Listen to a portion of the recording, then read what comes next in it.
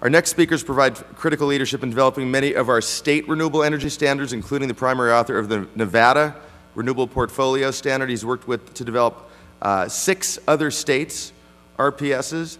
And after leading at the state level, Jon Wellinghoff became a member of the Federal Energy Regulatory Commission in 2006 and was named chairman of FERC by Barack Obama in 2009. As you know, FERC is a critical agency in our nation's energy policy, overseeing wholesale electric transactions, interstate electric transmission, and gas transportation in the country. Chairman Wellinghoff's priorities at FERC include opening wholesale electric markets to renewable resources, providing platform for participation of demand response, and other distributed resources in wholesale electric markets, promoting greater efficiency in our nation's energy infrastructure through the institution of advanced technologies and system integration. To these ends, Jon created FERC's Office of Energy Policy and Innovation, responsible for investigating and promoting efficient technologies and practices in the energy sectors under FERC's jurisdiction. He was designated by the Obama administration as the principal in the U.S.-China Strategic and Economic Dialogue. He's been dubbed as one of the few visionaries in D.C. and hailed as Smart Grid's top cheerleader. It's my pleasure to kick off Day 2 of the Clean Tech Investor Summit by welcoming FERC Chairman Jon Wellinghoff. Well, information is power, I believe, and I think power is also information. Unleashing information of both energy consumption and prices enables consumers to make informed decisions on whether, when, and how to modify their energy-consuming behaviors, from using the same amount to less to using it smartly.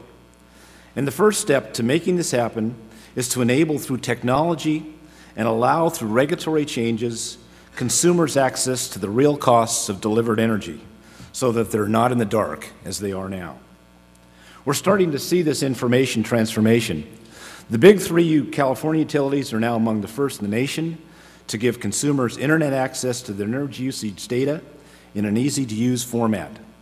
Areas of the country largely operated by regional transmission organizations make real-time pricing information now available online. And we're seeing real inroads for individual consumer energy management. Big box retailers like Best Buy, Lowe's, Home Depot are now offering portfolio products that allow for remotely controlling thermostats, lighting, appliances, virtually anything that consumes energy in a home or business. So it's becoming increasingly affordable for everyone to have the tools to control the timing and duration of their energy use. But you will need something more to really maximize your energy savings. You'll need to be able to view in real time locational marginal prices when making those decisions so that you can make the right choices and save the most money. And if we are able to do this, there's a hidden bonus. When consumers begin en masse to manage their usage by using smart devices that coordinate in real time with locational prices on the grid, then grid efficiency will skyrocket, resulting in lower costs for all users of the world's largest machine. And I believe all this is possible given the real advances in technology, hardware, and software, and emerging regulatory reforms. So now let me show you how and why this can work. You're about to see a presentation few people have ever seen that demonstrates how the wholesale electric markets work and why informed consumers can benefit from it. I call it a day in the life of the grid. In my hour-by-hour narration, we'll observe how real-time in the Midwest wholesale electric prices fluctuate depending upon a myriad of market factors, including temperature, time, and other factors relating in the commodity being delivered to consumers. The actual price of producing and delivering electricity is moving constantly, more than any other commodity on earth.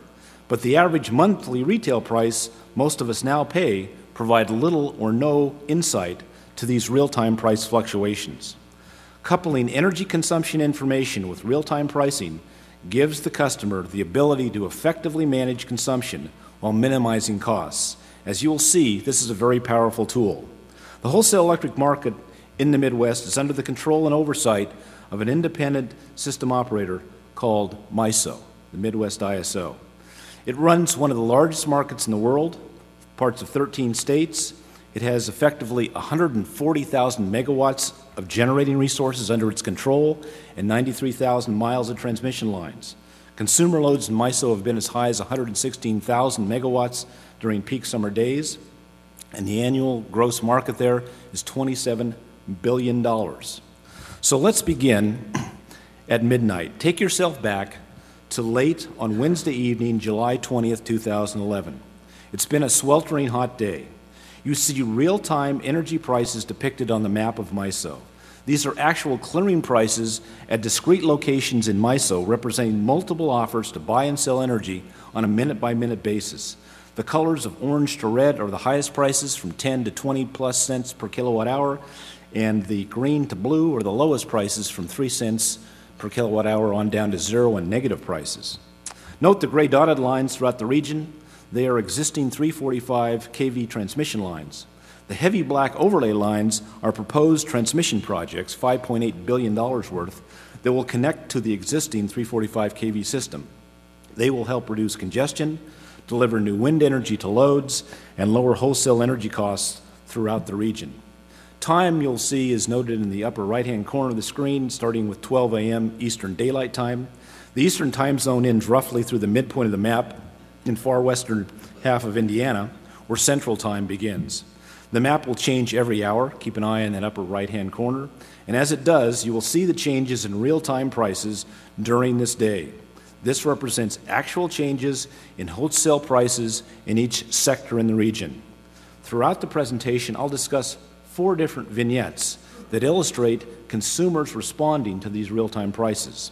The first vignette is a big box retail chain I'll call ShopMart.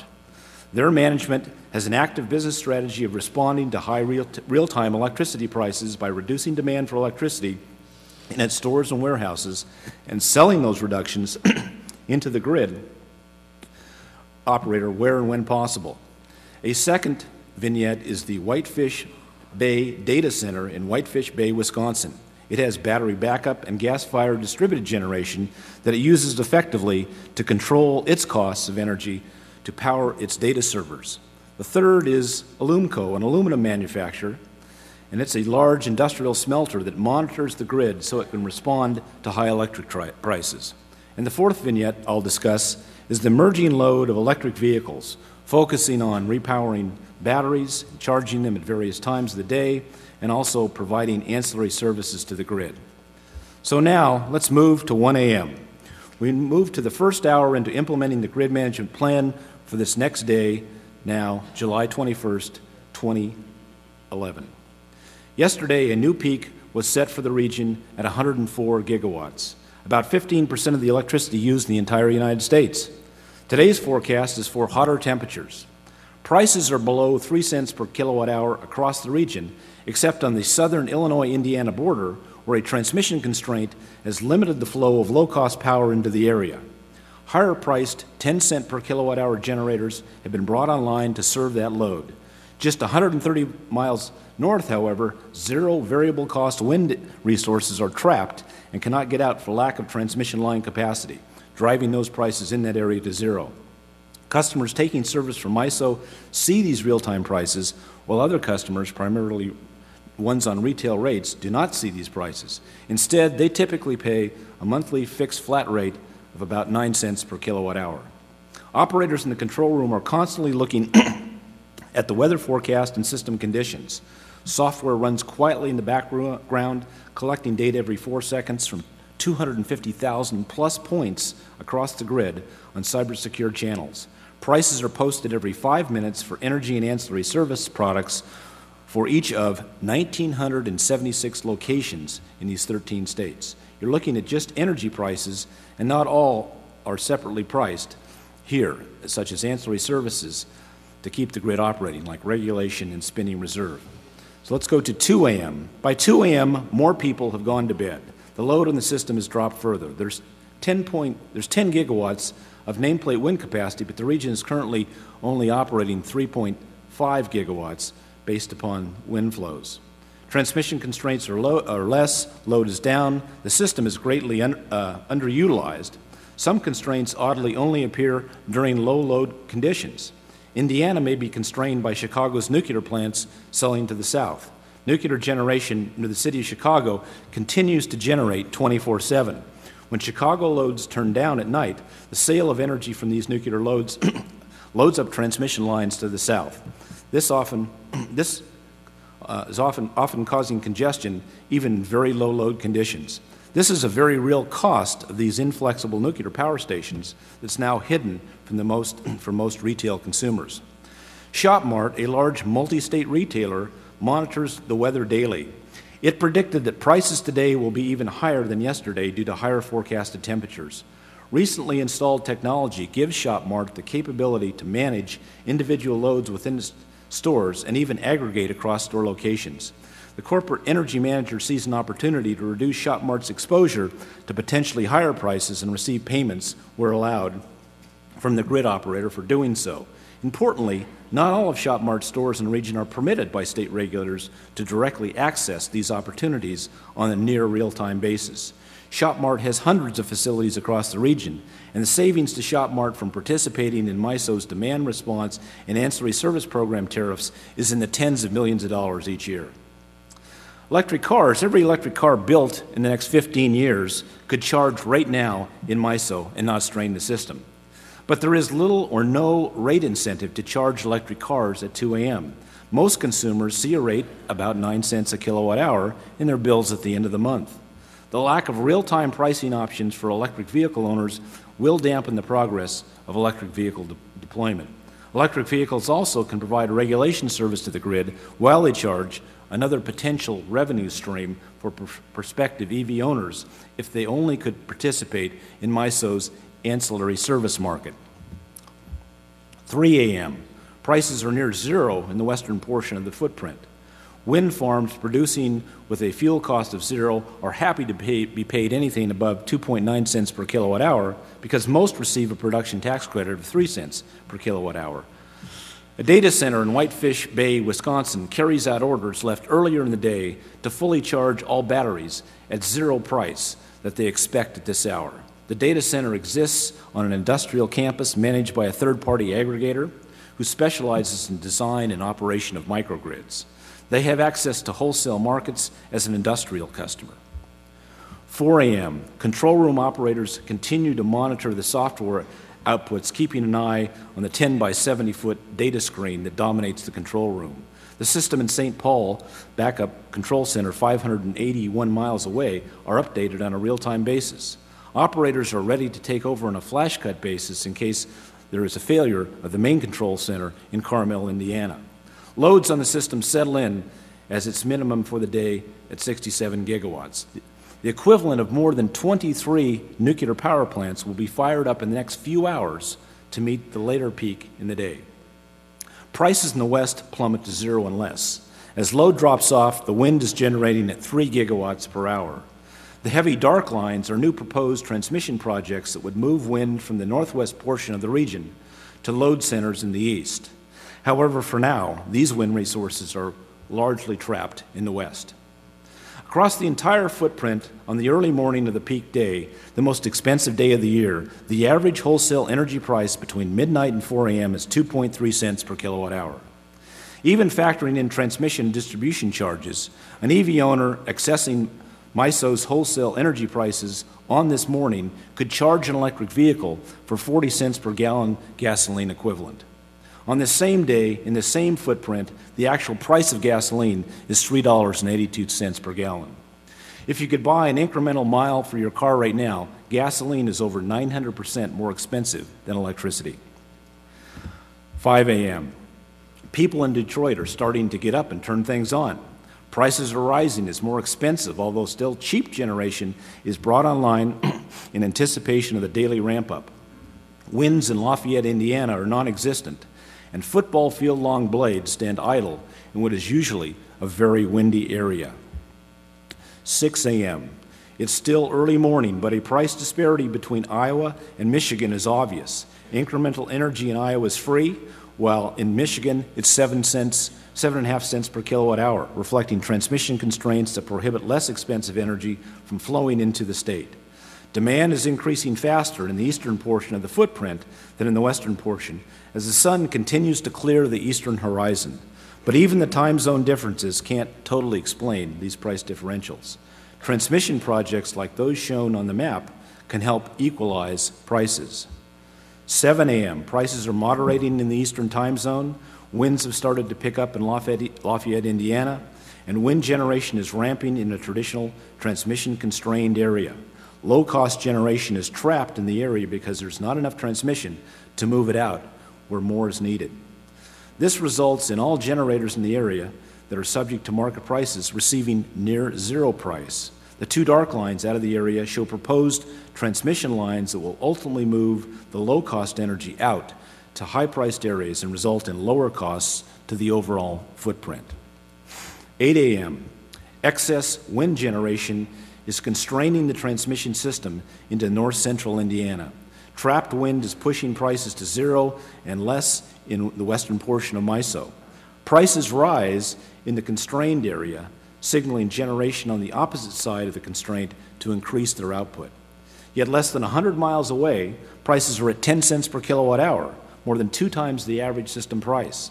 The pattern of very high, very low prices in a tight geographical area is reflective of efforts to achieve the lowest cost across the footprint in face of constraints. Grid operators usually do that by turning on more expensive generation at the end of the constraint line, resulting in increased prices on one end of the constraint. The result is lessening stress in the constraint line and lowering the overall cost to the footprint. You could do the same thing cheaper, however, by lowering demand at the end of the constraint.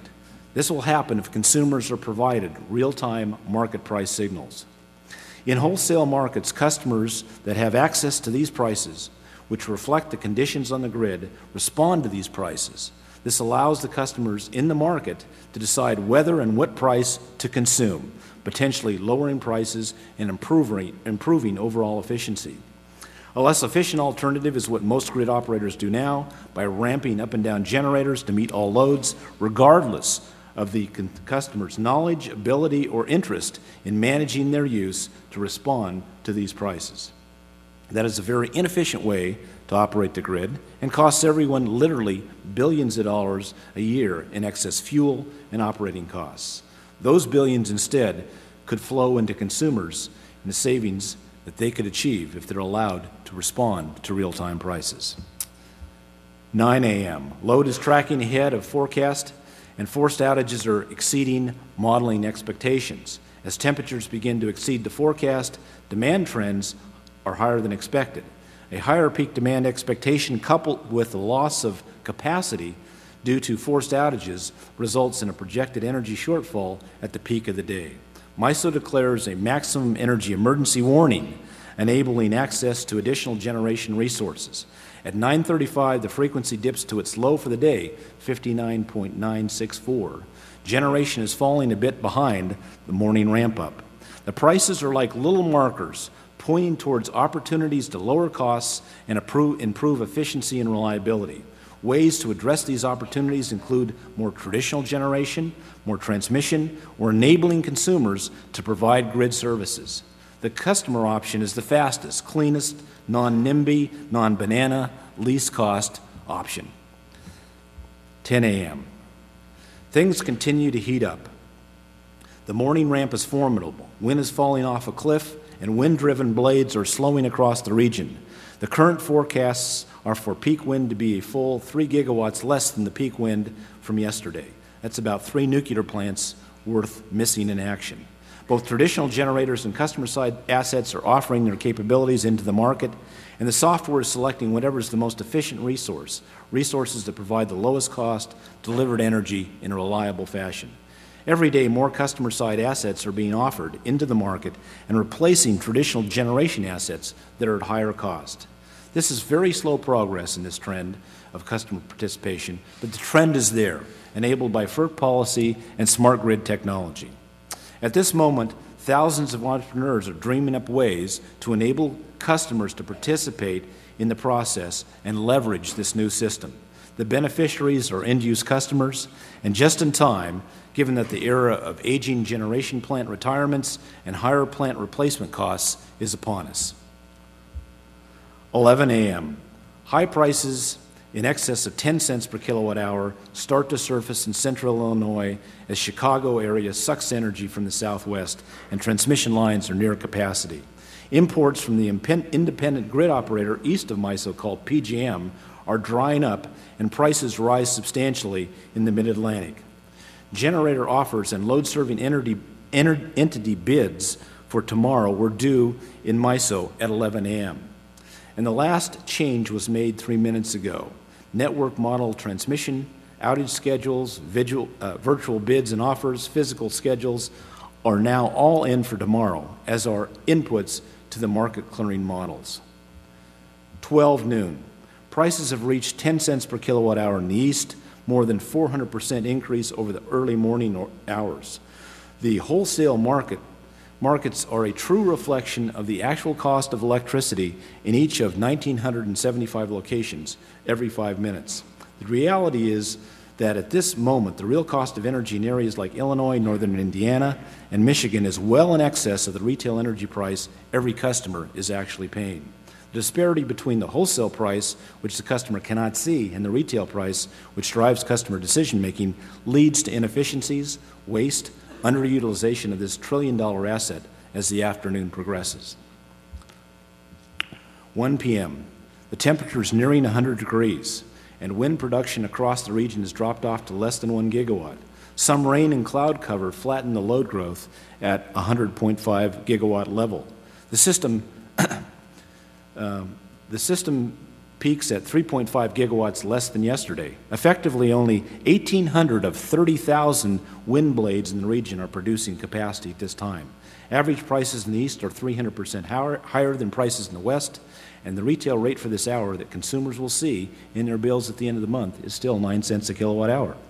ShopMart at 1 p.m. exactly, a signal was sent out to 717 IP addresses from ShopMart's control center, triggering a 50 megawatt chunk of their demand response capability. Actions taken within 31 seconds include light dimming and 2-degree temperature rise in selected stores. No store employee or customer notices as the program automatically juggles temperature and lighting for the next hour to maintain a 50 megawatt load drop.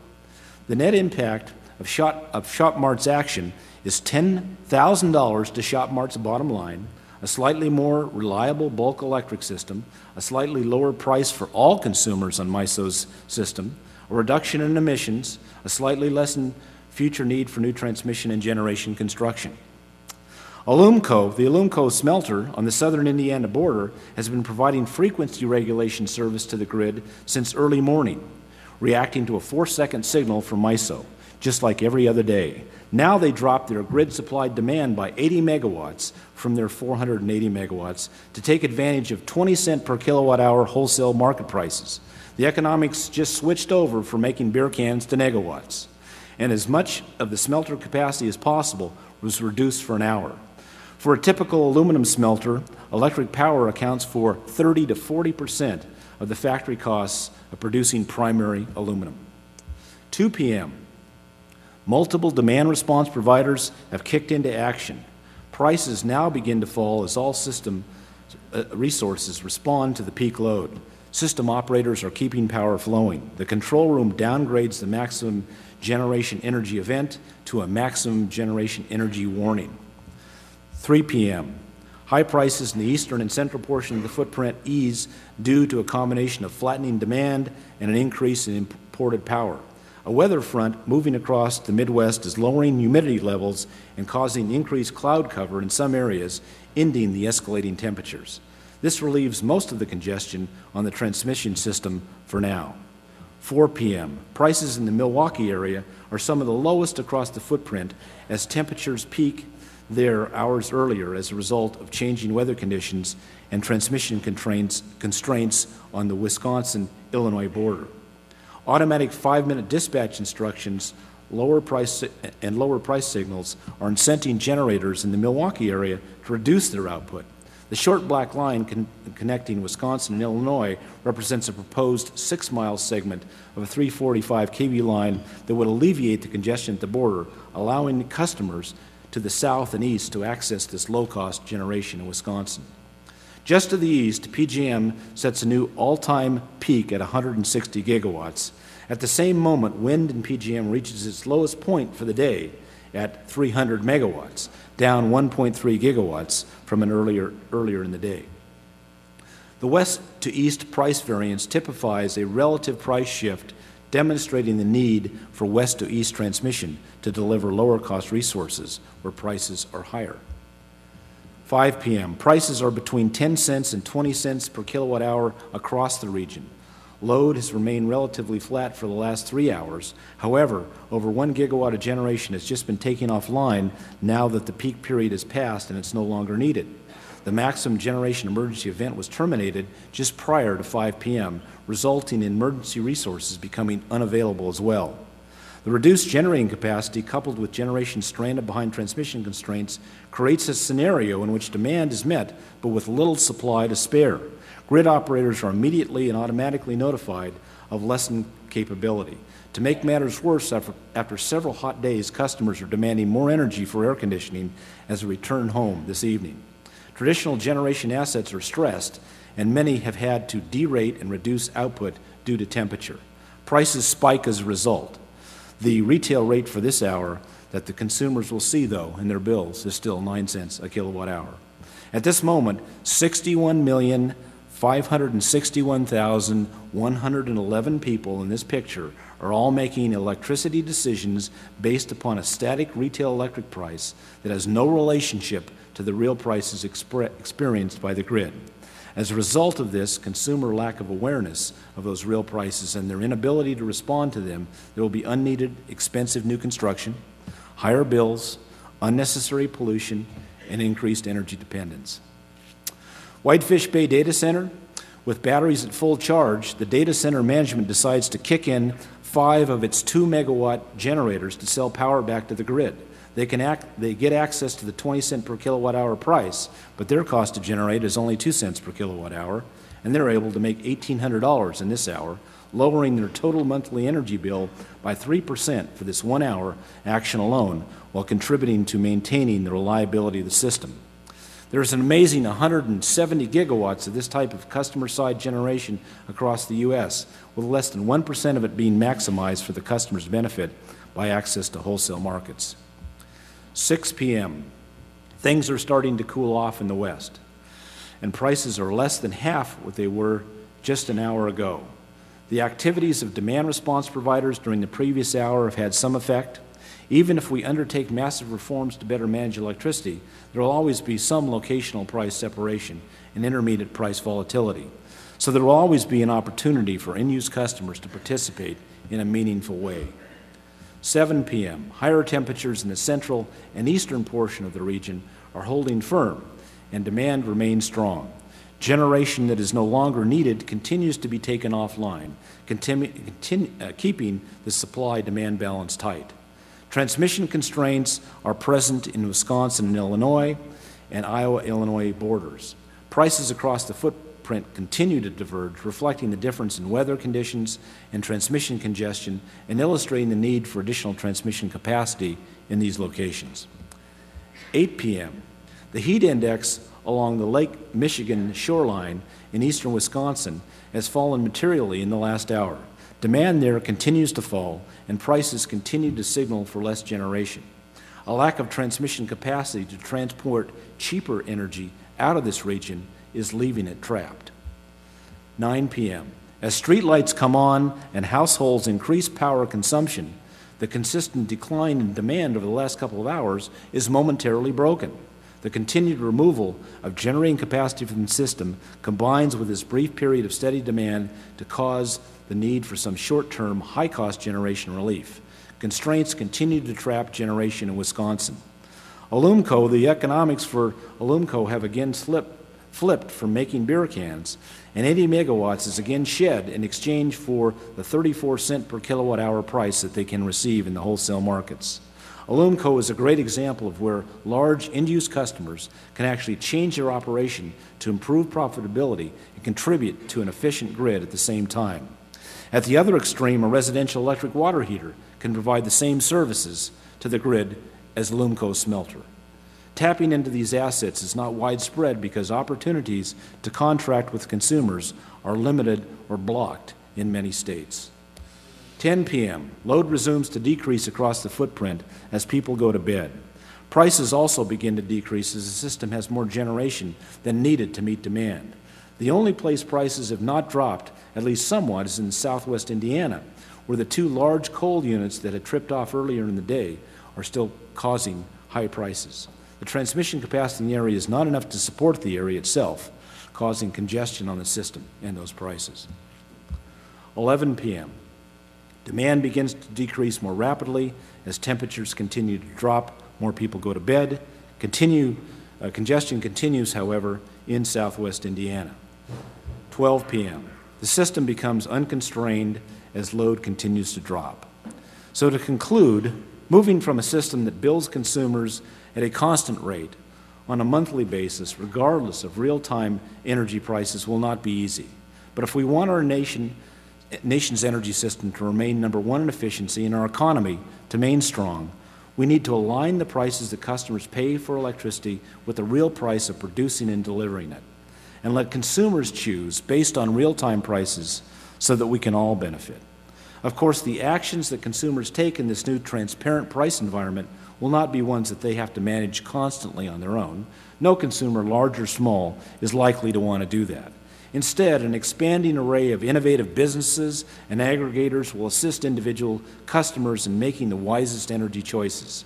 Much of this work can be automated with both available and emerging hardware and software that will control consumers' loads to both maintain comfort and function, while at the same time minimizing each consumer's energy costs.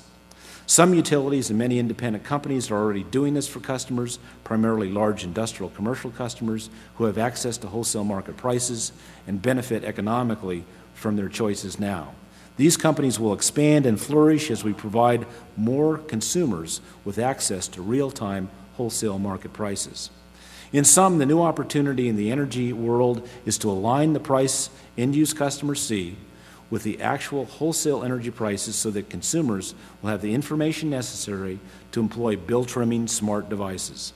This will enable loads like refrigerators and water heaters and all other appliances we use in our homes and businesses to dynamically respond to wholesale real-time market prices.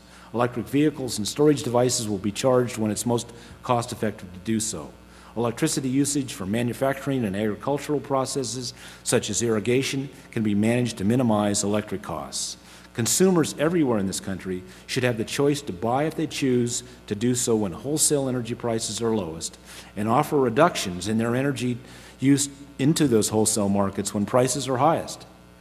This presents the opportunity to lower energy costs to consumers and substantially improve the operational efficiency of our electric grid, thus lowering costs for everyone and enhancing the productivity of our economy.